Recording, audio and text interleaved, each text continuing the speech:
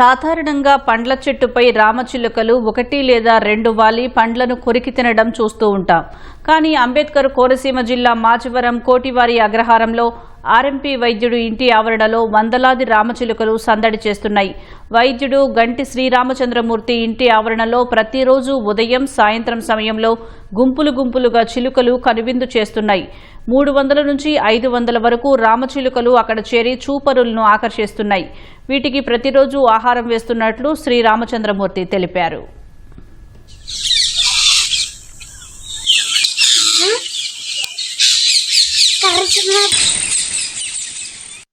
మా ఇంటి దగ్గర రామచిలుకలు గత 11 సంవత్సరాల నుంచి రామచిలుకలు వస్తూనే ఉంటాయి.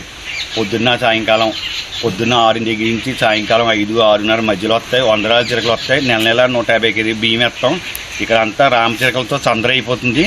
ఊళ్ళో జనం, బయట జనం అందరూ నా చిలకలను చూడడానికి వస్తూ ఉంటారు. పొద్దున్న చిలకల సౌండ్ తప్ప ఇక రెండోది ఏమి ఉండదు. ఓన్లీ రామచిలకలే. సాయంకాలం చూడాలని 4 నుంచి 5:30 దాకా, ఉదయం 6 దగ్గర నుంచి 7:30 దాకా ఉంటాయి.